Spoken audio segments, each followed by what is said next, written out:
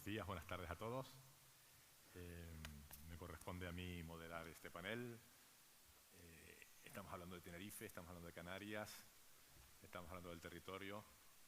Nosotros desde Canarias ponemos evidentemente en valor el territorio y a mí concretamente, a la empresa que tengo el honor de dirigir, Proexca, nos corresponde poner en valor el territorio de cara a la atracción de inversión, al posicionamiento internacional y también de cara a la exportación. Trabajamos mucho con América Latina y es un placer poder contar con esta mesa que se llama Territorio y Competitividad, entornos que impulsan a las MIPYMES. Hay una serie de temas que se plantearon que pudieran surgir. Vamos a hacer 2 turnos de preguntas. Una primera pregunta vinculada al territorio. Tenemos Costa Rica, Perú, Bolivia, Paraguay, Madrid y, bueno, España tenemos Madrid y también tenemos Cataluña. Y vamos a hacer una primera pregunta común para todos, vinculada precisamente al territorio, a las particularidades del territorio. Y después otra ronda con una pregunta específica para cada uno. Territorio, políticas públicas, financiamiento, ecosistemas, digitalización y sostenibilidad. Son las temáticas que pueden surgir a lo largo de la mesa y seguramente otras. Entonces, como decía en un principio, voy a hacer una pequeña presentación. Luis Álvarez Soto nos acompaña en primer lugar, es fundador del Centro Latinoamericano de Innovación y Emprendimiento de Costa Rica y además también fue ex viceministro de Economía de Costa Rica. Por otro lado tenemos a Ana María Choquehuanca, que está muy vinculada, bueno, es directora ejecutiva de Cámara PYME, ahora en la actualidad en Perú, también preside la Asociación de Mujeres Industriales y Empresarias del Perú. Gracias. Y también ha sido exministra de Producción del Perú. Por otro lado tenemos a Gustavo Martínez, que es viceministro de MIPYMES del Ministerio de Industria y Comercio del Gobierno de Paraguay. Un gusto, Gustavo. Seguimos con Gastón Serrano, que es vicepresidente primero de la Confederación de Empresarios Privados de Bolivia. Un gusto, Gastón. Y después nuestros compatriotas españoles, Miguel Garrido, presidente de la Confederación Empresarial de Madrid y vicepresidente primero de la COE en España. Miguel, bienvenido. Y Vicente del Mar Muyor, que es presidente de la Asociación de Jóvenes Empresarios de Cataluña. Bienvenido también. Y bueno, la primera pregunta común para todos ellos, como digo, Costa Rica, Perú, Paraguay, Bolivia y España, territorios. Yo quería que cada uno pues, pudiese hacer una valoración del entorno de las MIPYMES en cada país. Yo creo que hay un diagnóstico que es bastante coincidente por lo que hemos estado viendo en las ponencias anteriores, pero bueno, como estamos vinculados al territorio, seguro que hay especificidades de cada territorio. Y quería que se ahondara también en las políticas públicas, ¿no? Cuáles son las experiencias, aparte de los retos y los desafíos, pero cuáles son las experiencias, o si pueden nombrar 3 o 4 iniciativas, experiencias prácticas que se hayan implementado desde las políticas públicas y que hayan servido para la dinamización de las MIPYMES. Entonces empezaríamos por Costa Rica. Muchísimas gracias, Pablo, y un gusto estar en este foro iberoamericano y tener la posibilidad de compartir algunas reflexiones que creo que si echamos la mirada hacia atrás y nos devolvemos no al 2013, sino al 2012, de cuando se firmó aquella Carta Iberoamericana de micro, pequeñas y medianas empresas en el marco de una reunión de ministros de Industria en octubre del 2012, y vemos algunos de los temas que ahí se abordaban y que se analizaban. Todavía tenemos grandes desafíos que son coincidentes con ese momento histórico. Hay algunos avances, pero también tenemos importantes desafíos. Desde el Centro Latinoamericano de Innovación y Emprendimiento hemos venido monitoreando no solamente Costa Rica, sino la región centroamericana, en cuál es la realidad que tenemos en ese contexto de desarrollo de las micro, pequeñas y medianas empresas. Y ahí quiero decir que no es muy distinto a lo que veíamos ahora en este diagnóstico en función de cuáles son los desafíos principales que están teniendo los ecosistemas en la región, particularmente temas de formalización, temas de acceso a financiamiento, temas de vinculación con los mercados y temas de acceso a servicios de desarrollo empresarial. Son como los 4 grandes temas que siempre están planteando las MIPYMES en esta dirección. Yo creo que en este escenario lo que vemos es también una valoración de qué se ha hecho, porque de una u otra forma no podemos decir que no se han hecho cosas dentro de los ecosistemas. Y lo que identificamos también es que hemos avanzado de manera positiva en una serie de legislaciones y una serie de emisiones de políticas públicas en donde están bien planteadas, donde hay abordajes o planteamientos en los ejes y en las acciones que están bien definidas, pero donde estamos con grandes tareas pendientes es en la posibilidad de hacer efectiva que esa normativa, que esas políticas, que esos programas realmente lleguen a tener los impactos deseados para transformar los ecosistemas. Y eso pareciera que es un detonante común en donde nos encontramos también palabras que son a veces moda dentro de los análisis que hacemos, y es la falta de articulación entre las instituciones, la falta de vinculación entre el sector público y el sector privado para tener esquemas mucho más cercanos de impacto en las acciones que implementamos, pero también la falta de vinculación con la academia para que sea ese modelo triple hélice el que nos permita realmente poder impactar de manera positiva y hacer efectivo buena parte de eso. De manera tal que en el análisis que hemos hecho dentro de esa valoración de los ecosistemas, creemos que más que plantear nuevas cosas, hay grandes desafíos por hacer efectivo las lecciones que hemos aprendido, los programas que hemos implementado, compartirlos para reducir las curvas de aprendizaje y sobre todo con un desafío común, creo que en toda la región latinoamericana y quizá no me equivoco al mencionar también la iberoamericana. ¿Cómo logramos que el tránsito de las diferentes administraciones de gobierno no permitan que perdamos aquellos avances que hemos logrado? ¿Cómo hacer sostenibles las políticas, los programas, las acciones vinculadas a la micro, pequeña y mediana empresa para que dejen de ser programas de gobierno y se conviertan más en programas de Estado? Y que haga una sostenibilidad en el proceso de crecimiento y de consolidación de los ecosistemas, que al fin y al cabo el gran beneficiario es el empresario, la micro, pequeña y mediana empresa. Muchas gracias, Luis, por el caso de Costa Rica y también de la región centroamericana. Pasaríamos en este caso a Ana María. Ana María, ¿cómo sería en el caso del Perú? Bien, muy buenos días con todos. Bueno, el caso de Perú no es muy diferente al que ocurre en Latinoamérica. Creo que ya hemos escuchado bastante, las realidades son parecidas, pero voy a graficar una fotografía actual de lo que significa el tejido empresarial en el Perú. En el Perú tenemos un 99.2% de MIPYMES, 92.6% son micro y 5% son pequeñas. Las medianas no llegan ni al dígito, 0.2%. Y la gran empresa tampoco llega al dígito, son el 0.6% de grandes empresas, que nosotros las miramos siempre como tractoras. Creo que son grandes tractoras, pero a mí me parece que ahí necesitamos articular mucho más esa conexión. Bien, entonces, pero al margen de este tejido empresarial, donde podemos tener unas MIPYMES que son muy vigorosas, son muy ágiles, muy dinámicas, también tiene que existir el contexto, el espacio adecuado para que ellas se desarrollen. Y creo que ahí el tema territorial juega un rol muy importante. Existe una desigualdad y una brecha muy grande, porque definitivamente el centralismo ahoga, y creo que ahoga en todos los países de Latinoamérica. Es un centralismo que te frena, un centralismo que crea desigualdad, esa desigualdad territorial, donde, por ejemplo, incluso a veces uno llega a pensar y dice, no puedes pensar que el lugar donde naces tiene que definir el desarrollo de tus potencialidades. Y justamente esas potencialidades tienen 3 brechas estructurales que vale la pena mencionarlas. Una, el enanismo empresarial. Estamos hablando de las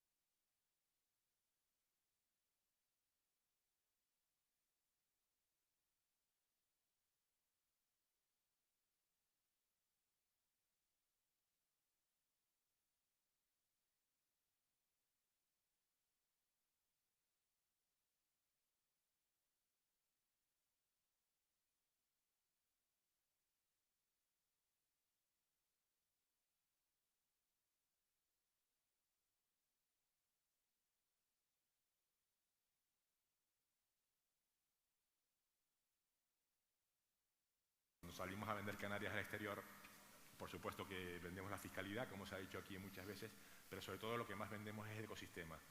Cómo generar los ecosistemas, ¿no? Y yo quería preguntarte, en tu experiencia desde el sector público y privado, ¿cómo es el caso de Costa Rica? ¿Qué estás haciendo desde tu nuevo cargo en ese objetivo tan importante que es la generación de ecosistemas? Sí, gracias, Pablo. Hemos dividido la acción en dos niveles. Un nivel en donde nos permita poder incidir en transformaciones a nivel de lo que es el ecosistema nacional, que eso permite crear mejores condiciones en general para las pymes. Y en esto hemos promovido, por ejemplo, una ley de incentivos para la MIPYME, que entre algunas cosas hemos tratado de incluir variables que son fundamentales en el tema de la formalidad, por ejemplo, incluir temas que entiendan de mejor forma la gradualidad en la contribución de las MIPYMES, sobre todo a un tema que es el que más impacta, que no tiene que ver con la parte tributaria en el caso de Costa Rica, tiene que ver con la contribución en las cargas sociales. Entonces, ¿cómo pensar en una estructura que pueda ser gradual en esa contribución, sobre todo para las empresas que están empezando a nacer, para que conforme vayan ya consolidándose, pues tengan mejores capacidades para hacer frente a esa contribución? Un dato que ahora mencionaban y que me gustaría también plantearlo, en el caso de Costa Rica, la carga tributaria y fiscal representa que por cada 100, 55 las pymes o las empresas tienen que invertirlo en esa carga. Para una empresa grande, apalancar eso no es complicado. Para una empresa pyme es la decisión entre subsistir o seguir produciendo. Entonces, ahí tenemos algunas acciones que hemos venido implementando, con algunas tareas también que nos parece que son fundamentales seguir planteando. Por ejemplo, cuáles son algunas buenas prácticas que se han implementado en términos, por ejemplo, de monotributo, que podría ser una alternativa para poder plantear el ecosistema nacional, o cómo podemos vincular algunos otros temas enfocados a incentivar la innovación dentro de las micro, pequeñas y medianas empresas. Ahí tengo que decir que en esa ley que promovimos, ese proyecto que ya hoy es ley en Costa Rica, incluimos un incentivo fiscal no para la empresa pyme, sino para la empresa grande. Incluimos que la empresa grande que invierte en la cadena de valor en temas de innovación y desarrollo de las pymes que forman parte de esa cadena de valor pueda deducir del impuesto de las utilidades o del impuesto a la renta esa inversión que hacen las MIPYMES. Y eso me parece que es un elemento importante porque empieza a incentivar el desarrollo de la formalidad y del crecimiento económico, no desde la empresa pyme, sino desde la empresa grande, y eso está vinculado también a algo que demandan las pymes de manera importante, que es el acceso a mercados, tener la posibilidad de colocar su producto o su servicio en una cadena de valor de mayor crecimiento económico. Y hay algunos otros elementos que voy a dejar para la intervención final, pero en el segundo nivel, que me interesa también plantearlo, tiene que ver con la intervención propiamente en el territorio. Ya particularmente saliéndonos del macroecosistema nacional para bajar a los microecosistemas que también necesitan reactivar su producción económica, y que necesitamos también potenciar esas unidades productivas que están en esos territorios. Ahí estamos haciendo una apuesta como una organización privada para poder validar una estrategia que hemos llamado la estrategia 4C.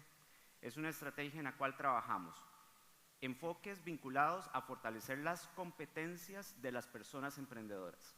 Y aquí no mencioné las buenas prácticas en la primera ronda porque me las dejé para esta, porque ahí en esa primera C hemos traído la metodología que ha sido promovida por Naciones Unidas a través de la UNTAD, que es el programa Empretec, para fortalecer las competencias. Es un modelo que trabaja 34 comportamientos, es un modelo psicoconductual que trata de transformar la realidad de las personas emprendedoras en función de las decisiones que toma para el desarrollo de sus empresas. Y esa es la primera C que trabajamos en el territorio.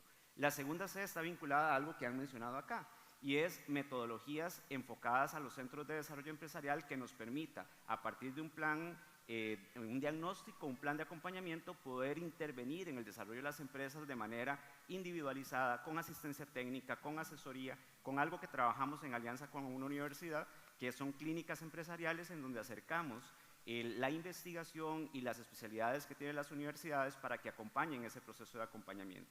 Este modelo de centros de desarrollo empresarial, que lo hemos tomado de la experiencia sobre todo de los SBDCs de los Estados Unidos, tiene como propósito también que vamos midiendo el resultado en función de dos indicadores: crecimiento en ventas y mantenimiento o generación de empleo.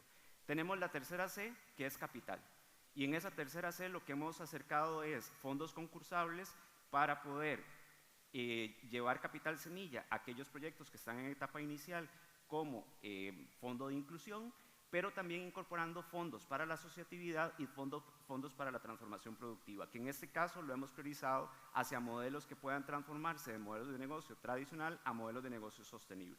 Hacia ahí está dirigido ese componente, y esto particularmente nosotros no generamos los fondos, sino que los fondos lo que hacemos es articular la oferta que tiene el sistema de banca para el desarrollo en Costa Rica. Nosotros somos agencia operadora de fondos de ese capital semilla y lo canalizamos a través de las empresas que están en el territorio. Y finalmente, que quizá podría ser el primero de esta C, pero que nos parece fundamental, es lo que vemos como la cadena de valor. Y esa cadena de valor no puede estar ajena a la caracterización del territorio, a la identificación de lo que sí tiene el territorio y no lo que le hace falta, a poder potenciar esa identidad y ese valor productivo que tiene el territorio. Y aquí hemos incorporado dos cosas. Lo que hemos aprendido y que vimos en algún momento de lo que fueron los modelos de competitividad subnacional que México trabajó en un momento determinado, pero también hemos traído la metodología o el movimiento que en Japón se ha promovido de manera importante, que quizá algunos conocen, que es el movimiento que en español se traduce como un pueblo, un producto, que es OBOP, One Village, One Product. Y ese movimiento lo hemos traído para intervenir en los territorios, en el cual nos permite caracterizar el territorio, identificar la matriz productiva, potenciar las cadenas de valor y acompañar a las empresas que forman parte de esa cadena de valor para que empiecen a crecer en función de la identidad, de la riqueza que tiene el territorio y de los elementos que pueden realmente vincular a las personas que están en ese territorio, buscando no solamente que produzcan más y mejor, sino también que evitemos la migración de los habitantes de esos territorios, no solamente fuera del país, sino al interior del país. Otro de los temas muy importantes Así de la migración y el mantenimiento del talento. En el caso de Ana María, tu experiencia como mujer empresaria, con las mujeres empresarias, con la Asociación de Mujeres Industriales y Empresarias, pues lógicamente te tenía que preguntar por el tema de la mujer. Aquí se han dicho dos cosas en la inauguración que a mí me ha sorprendido y las he anotado aquí. Una que dice que en América Latina la pobreza tiene rostro de mujer, y después otra que dice que el 50% de las empresas nuevas están hechas por emprendimiento femenino. Entonces yo quería que nos contaras un poco desde tu experiencia cómo son estas redes empresariales de mujeres en el Perú. Mira, yo vengo del sector público, pero más que todo del sector privado. Toda mi vida he estado en el sector privado. Yo nací en una empresa que creó mi padre hace más de 50 años. Yo sé cómo se genera una empresa desde que nace. Entonces, cuando tú sientes esa pasión por hacer, por transformar, y es una empresa de metal mecánica. La metal mecánica cuando yo me incorporé a la empresa, muy niña, y cuando iba a la universidad estaba y allí llevando las finanzas, era un sector definido para hombres. Entonces era un poco difícil, como que vas a un banco y dices, bueno, eso ha cambiado mucho. Es que la fuerza de las mujeres es impresionante cuando emprenden hoy en día. Y eso es algo que hay que reconocer. Creo que cuando hablamos de mujeres empresarias, no tenemos que hablar de fragilidad, de todas las mujeres en general. No hay que hablar de fragilidad, hay que hablar de fuerza, hay que hablar de energía, hay que hablar de coraje, porque vamos contra la corriente, nosotros trabajamos contra la corriente. ¿Para qué existen las leyes? Para mirarlas. En el Perú existe la ley de paridad, para que el hombre o la mujer que desempeñan la misma función ganen lo mismo. Pero sin embargo, hoy en día, la ley no se aplica porque siguen ganando menos en los altos puestos directivos. Pero son problemas que existen y que nosotros vamos a ir resolviendo, como hemos resuelto desde hace 200 años el tema del voto. Entonces, creo que el empoderamiento pasa por muchas etapas. En primer lugar, para mí, una traba fuerte es el acceso a financiamiento. Porque, no sé, en el Perú por lo menos tienes que ir para sacar un préstamo y ir de la mano de tu esposo para firmar los papeles, ¿no? Que eso es algo que se irá resolviendo con el tiempo.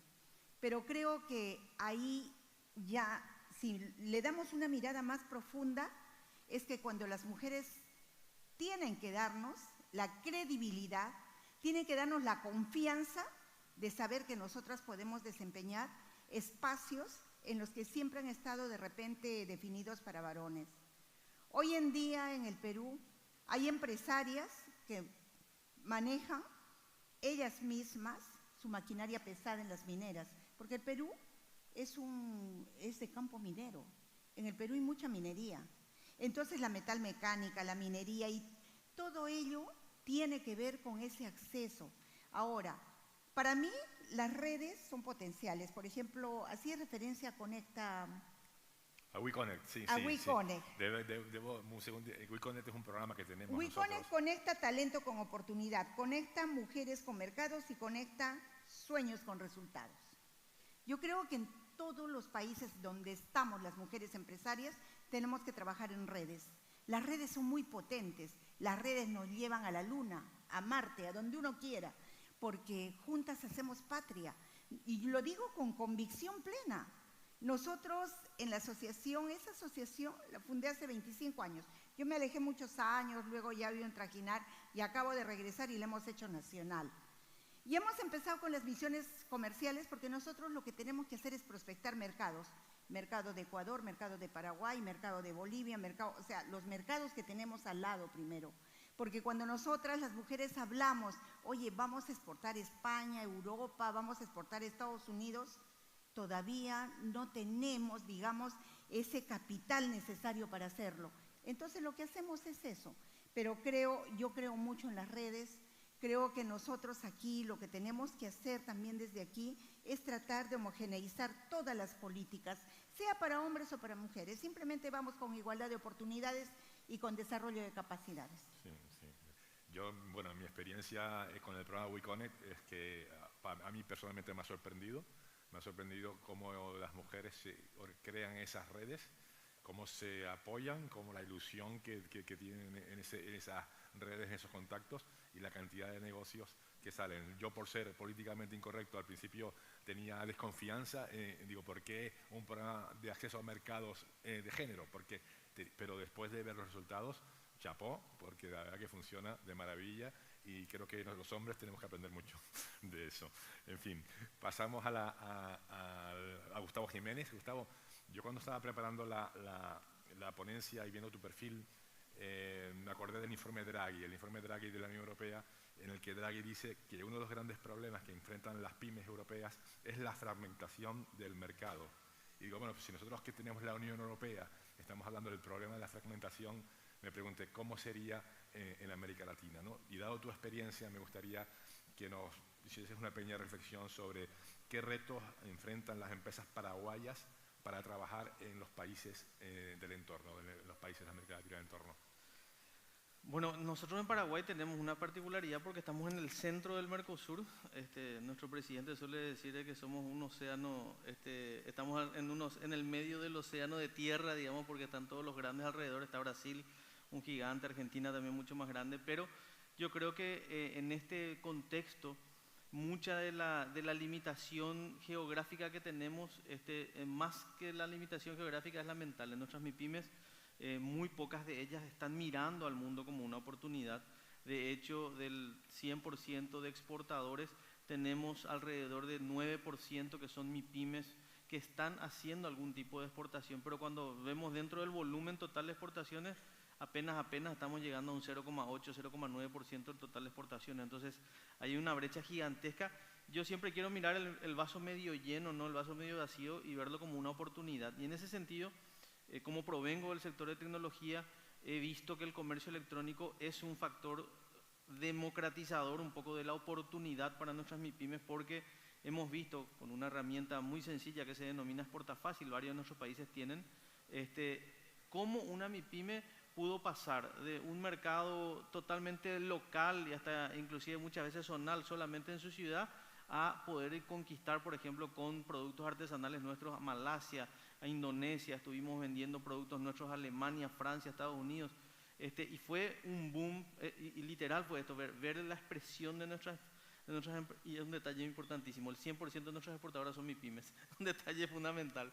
Estas exportadoras, cómo les explotó la cabeza al momento de ver cómo sus productos lograron ingresar a un mercado competitivo, cómo el fruto de su esfuerzo en buscar la certificación, el proceso, la autorización, que fue un trámite complejo para el país de destino, terminó dando buenos frutos y pasó a facturar muchísimo más, ¿verdad? Porque, digamos, los valores que manejamos en el mercado interno versus los valores en mercados desarrollados como el europeo son totalmente diferentes. Entonces, esto nos animó a crear, digamos, toda una estrategia orientada principalmente al ámbito de la digitalización y a que la herramienta del comercio electrónico sea esa punta de lanza que permita generar nuevas oportunidades para nuestras MIPYMES. Hoy estamos haciendo un proceso en donde queremos aprovechar a los jóvenes, por un lado, hablando justamente con la academia, en donde les usamos a los estudiantes universitarios que los certificamos en estos procesos de transformación digital y ellos tienen como obligación, si quieren ganarse una computadora con un montón de software, digamos, para poder desarrollar, el hecho de que ellos mismos sean los agentes de cambio en su comunidad. Entonces, cada joven de la universidad que pasa por el proceso tiene como meta entre 10 a 20 MIPYMES evangelizar digitalmente e implementar tecnología para que pueda desarrollar, y esa MIPYME que pasó por el proceso también recibe un kit de soluciones digitales sin costo para que pueda empezar a desarrollarse. Y en realidad el tema del sin costo es simplemente un incentivo, porque lo que no queremos percibir o hacer que perciba nuestra gente es de que esto es 100% gratis. No, es gratis 6 meses y a partir de ahí tiene que empezar a pagar con el objetivo de que empecemos a valorar lo que estamos entregando desde el gobierno, porque muchas veces uno piensa que es de regalo y después lo dejamos de lado. Entonces, en ese proceso, hoy estamos haciendo una experiencia con más de 1.200 MIPYMES. El año que viene queremos llegar a 10.000 y el objetivo es llegar a 100.000 MIPYMES en proceso de digitalización en los próximos 3 años. Creemos de que con la tecnología es posible, y ya con este pequeño resultado que tuvimos de 200 exportadoras que cambiaron totalmente su perspectiva de negocios al momento de conquistar estos mercados, ya es una satisfacción tremenda, porque ese efecto multiplicador, nosotros decimos que hay una publicidad que es mucho más efectiva que el Facebook, Instagram y todo. En guaraní tiene un nombre, nosotros hablamos 2 idiomas, se llama el radio so'o, que básicamente es el hablar de boca en boca. Entonces, cuando la gente empieza a compartir esa experiencia, se produce un efecto multiplicador tan positivo que nos anima a ver que ese resultado puede llegar a realmente concretarse con esa meta que tenemos para los próximos 3 años. Ahora que nombrabas al guaraní, me acordé del Silvo Gomero, cuando dijeron la integración de América Latina la van a hacer las empresas. Así es.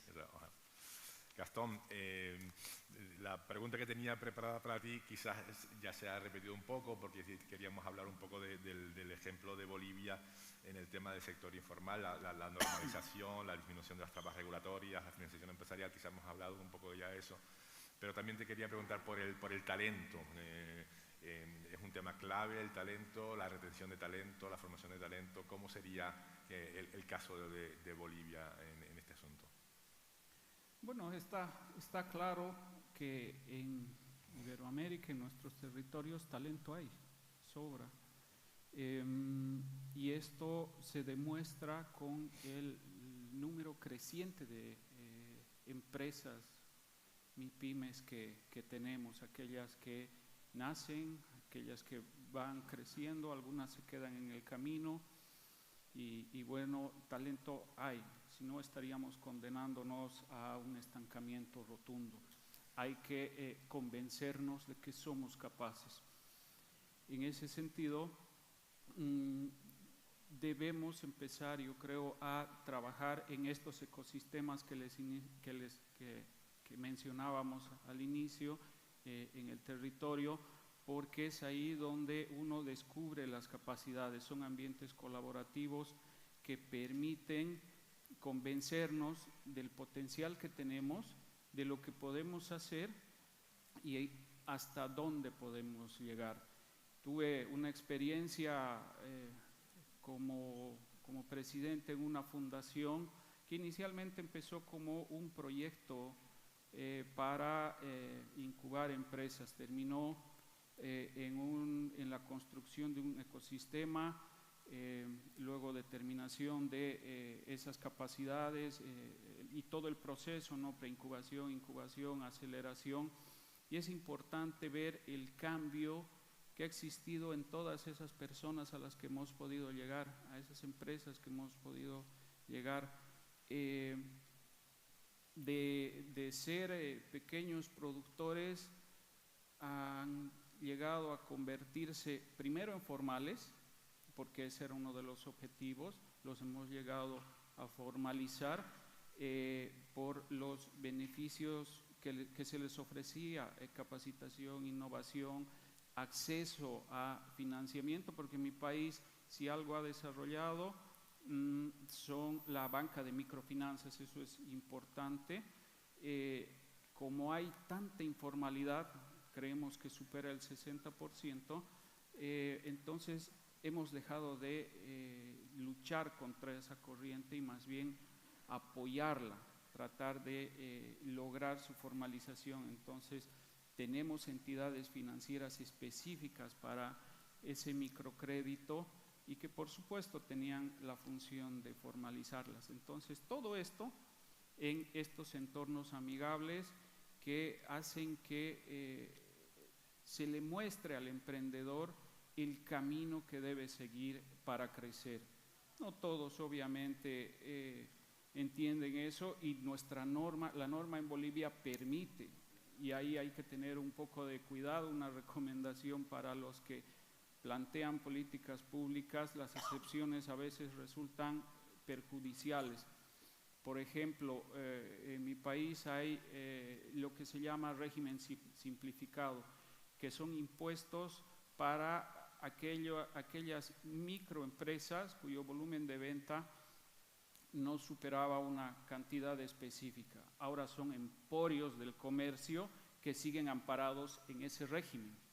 Han innovado y han visto la forma creativa de mantenerse en ese régimen simplificado y pues no contribuyen al erario nacional lo que deberían, ¿no? Ya son medianas empresas dedicadas a cierto tipo de actividades económicas que han visto la forma de evadir el cumplimiento de la ley. Entonces todo esto se puede construir, esta conciencia social, económica y política se puede construir a través de estos ecosistemas que debemos construirlos, que debemos reafirmarlos, apoyarlos, no solamente en las regiones, sino en cada uno de nuestros países y en Iberoamérica en general, ¿no?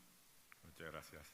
Me están indicando que tengo que intentar resumir un poco la mesa para ganar tiempo y vamos a terminar con las dos últimas preguntas y no podré hacer la tercera pregunta que teníamos prevista, con lo cual pido disculpas a todos los ponentes.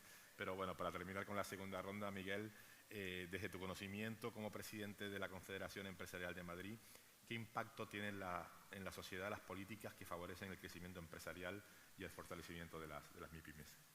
Pues enorme, porque realmente la sociedad necesita que la riqueza, el empleo que generan las empresas, pues sean las que consigan crear riqueza para el conjunto de la sociedad, mantener los servicios públicos y financiar el estado de bienestar. Por lo tanto, son fundamentales. Y yo creo que aquí deberíamos hacer, y voy a ser brevísimo para facilitar el terminar en tiempo, se debería articular medidas radicales de apoyo a las empresas que están que son pequeñas y que necesitan crecer. Yo creo que tendría que haber un estatuto para ese tipo de empresas que se les facilitara todas las cuestiones administrativas, burocráticas, para que se centrara la persona en que su empresa fuera rentable y fuera bien y no se distrajera con miles de asuntos que tienen que llevar a cabo, que cada día son más, porque tenemos una regulación que es expansiva y que cada vez nos va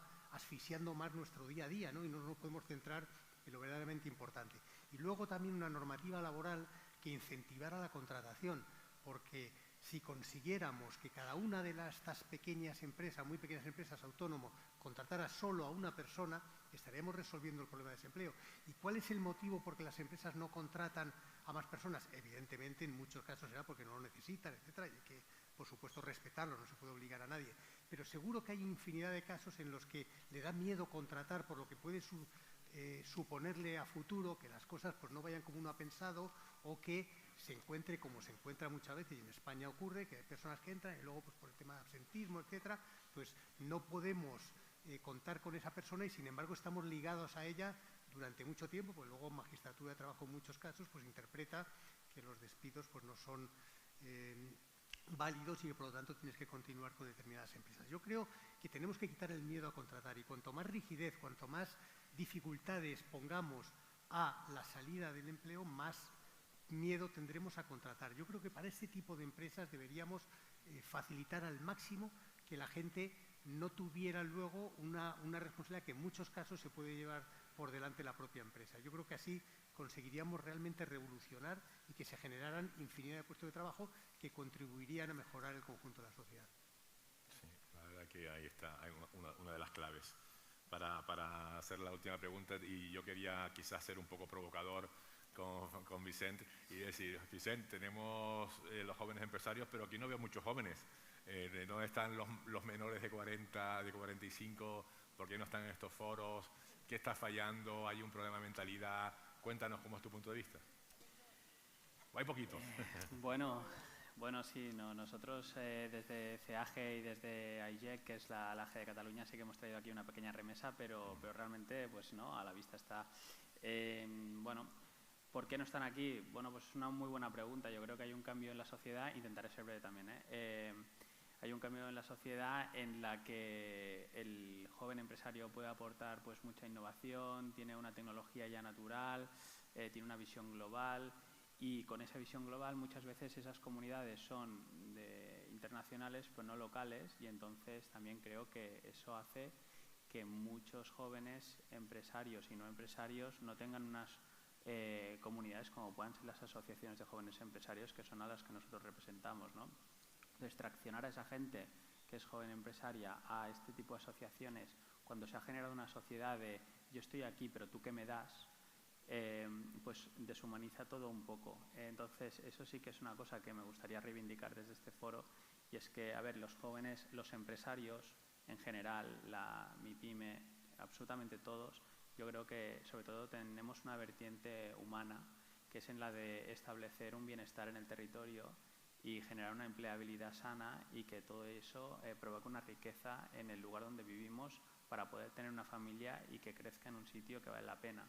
Entonces, si esas comunidades no se mantienen o no se hace ese esfuerzo, creo que se están generando comunidades individuales, es decir, en el que un individuo tiene una comunidad de miles de seguidores, pero al final ese individuo que tiene esa comunidad no pertenece a ninguna otra comunidad. Entonces está pasando como una cosa muy curiosa, porque al final a la humanidad nos ha ido bien por ir de la mano, no de ir de forma individual. Y parece, con las redes y con la tecnología y con todas estas innovaciones que están habiendo, ¿no?, que el individuo está como destacando por encima un poco de todo, cuando yo creo que al final, si trabajamos en conjunto, es mucho mejor. Así que seguiremos trabajando para que haya más empresarios. Bueno, pues muchísimas gracias, Vicente, y ya, como digo, pido disculpas por no tener tiempo de hacer la tercera pregunta. Bueno, yo me acordé, para cerrar, estaba intentando pensar mientras él escuchaba de qué manera cerraba, y el vicepresidente del Gobierno de Canarias acudió a las 3T y explicó lo que significa cada una de las T's. Luis, tú hablaste de las 4 Cs, y entonces a mí se me ocurrieron las 4 Fs, que una es formalización, otra es financiación, otra, acudo al inglés y digo freedom, para tener más libertad y menos regulación, y la última F, que debe ser sin duda la F de futuro. Muchas gracias.